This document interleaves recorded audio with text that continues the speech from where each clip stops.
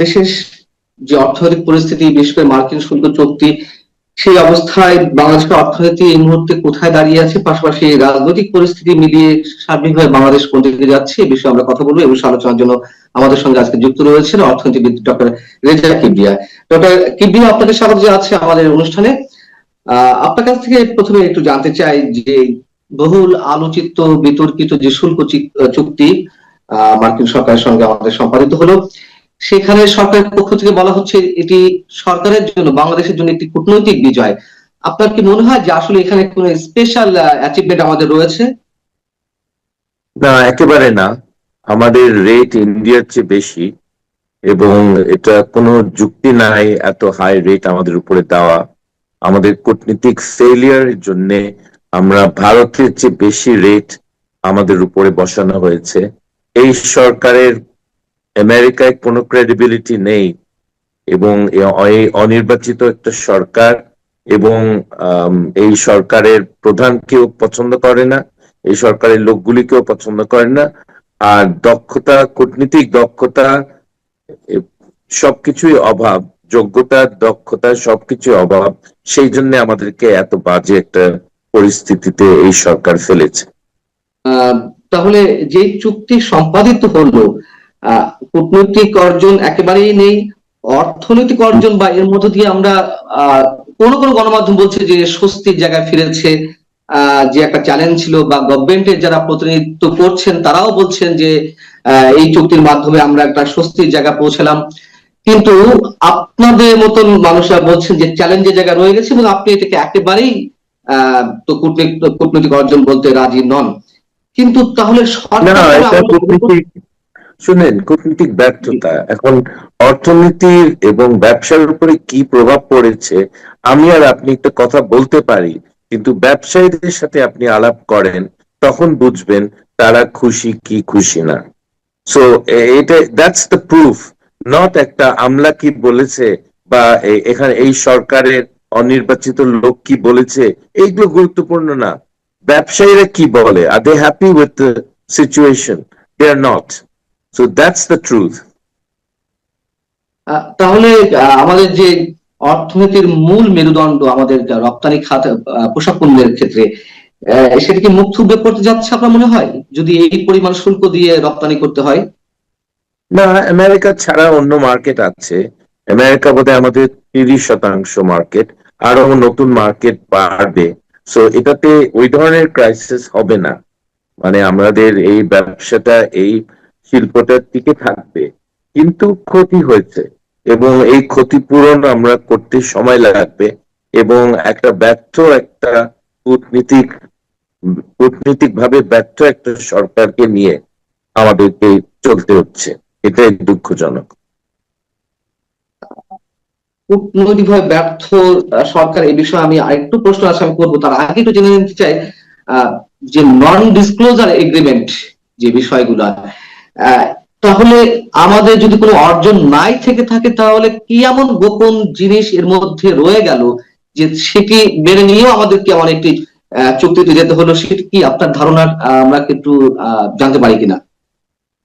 Non disclosure agreement একটা অনির্বাচিত সরকার করার অধিকার নেই। তারা মানে এটা জনগণের সামনে এটা তুলে ধরা দরকার। যেখানে কোনো জনপ্রতিনিধি নেই, যেটা আপত্তি করার কেউ নেই, তাদের এই অধিকার নাই একটা সিক্রেট চুক্তি করা কোনো দেশের সাথে। সরি, এটা নেই। এবং এটা হিটলার আর স্টালিনের মধ্যে হতে পারে, হিটলার মুসলিনের মধ্যে হতে পারে, কিন্তু বাংলাদেশ আর আমেরিকার মধ্যে এটা হতে পারে না। সো এই ধরনের সিক্রেট, গুপ্ত চুক্তি, এটার কোনো কোনো কারণ নেই, এবং জনগণের সামনে এগুলো তুলে ধরতে হবে। আমরা কিসের জন্য কি পেয়েছি, কি দিয়ে কি পেয়েছি আমি জানতে চাই নাগরিক হিসাবে। এই অধিকার আমাদের নাই এই সরকারের সময়। ওকে, আপনি বলছিলেন যে কূটনৈতিকভাবে সম্পূর্ণভাবে একটি ব্যর্থ সরকার। কূটনৈতিক ভাবে তো বটেই, আমরা দেখেছি ডক্টর মোহাম্মদ ইউনূস এ যাবৎ গত 12 মাসে বলতে গেলে 11 বার বিদেশ সফর করেছেন, এবং প্রত্যেকটিতেই আমরা যেটা জেনেছি তার ব্যক্তিগত সফর, রাষ্ট্রীয় অর্জন আমাদের শূন্য একেবারে বলতে গেলে। সেক্ষেত্রে অবশ্যই কূটনৈতিক ব্যর্থতা সম্পন্ন একটি সরকার। কিন্তু রাজনৈতিক ভাবে বা অর্থনৈতিক ভাবে, সামাজিক দিকগত ভাবে কোন ধরনের সফলতা কি সরকারের রয়েছে নাকি আছে, আপনার কি মনে হয়? আপনি আবার একটু বলেন, মানে কূটনীতিক ভাবে তো আমি একটা দেশে বেড়াতে গেলে আমাদের কূটনীতিক কোনো বিরাট অর্জন হবে এটা তো বলা উচিত না। আর বড় কথাটা, সবচেয়ে বড় জিনিসটা হলো, যেটা আমরা দেশে আইনের শাসন ফেরত আনতে হলে সেই মহিলাকে, খুনি মহিলাকে বাংলাদেশে এনে তার বিচার করা দরকার। এই সরকার এই ব্যাপারে টোটালি ব্যর্থ। তো এত ইউজলেস সরকার যে তাদের ক্ষমতায় থাকার অধিকার তারা হারিয়েছে, এই জিনিসটা আমরা চাই। আইনের শাসন ফেরত চাই। আইনের শাসন ফেরত আসতে হলে তাহলে ভারত থেকে ওই মহিলাকে এনে তার বিচার করা দরকার। বাংলাদেশে যারা তার সাথে ছিল তাদের একজনও বিচার হয়নি। তাদের তো এতদিনে ফাঁসি হওয়া উচিত ছিল। জার্মানিতে এই ধরনের লোক নিউরেমবার্গে 1 বছরের মধ্যে ফাঁসি হয়েছে। এদের কিছু হয় না কেন? এটাই সবাই জানতে চায় যে এই সরকার এত একটা অথর্ব একটা সরকার যে তারা কোনো কাজই তারা করতে পারে না। তাদের বিদেশে 11 বার বেড়াতে গেছে, খুব সুন্দর কথা, আমিও বেড়াতে যেতে পারি, কিন্তু তাই বলে যে কূটনীতিক বিরাট একটা সফলতা এসে গেছে বিদেশে, আমি দুবাইতে বেড়াতে গেলে, দিস ইজ নট কারেক্ট। আমাদের যে জিনিসগুলি দরকার সেগুলো কি এই সরকার আদায় করতে পেরেছে? আমি বলবো না। সবচেয়ে বড় জিনিসটা হলো শেখ হাসিনাকে এই দেশে ফিরে তার বিচার করা। জি, অবশ্যই সে দাবি অনেকেরই। শেখ হাসিনার সময় যেই অন্যায়গুলো বা অপকর্ম ঘটেছে তার তো বিচার আমরা সবাই চাই। কিন্তু শেখ হাসিনাকে বা শেখ হাসিনা সরকার পতনের জন্য যে আন্দোলনটা ছিল, সেই আন্দোলনের যে লক্ষ্য ছিল, উদ্দেশ্য ছিল, সেইগুলোকে কোনো কিছু অর্জিত হয়েছে গত 1 বছরে, নাকি আরো সব ব্লান্ডার হয়েছে? ওই আন্দোলন বিক্রি হয়ে গেছে। যারা ওই সেই আন্দোলন করেছে তারা এখন 100 কোটি টাকার মালিক হয়ে গেছে। সো আমি বলবো সেই বিপ্লব, সেই আন্দোলন একেবারে বিক্রি হয়ে গেছে।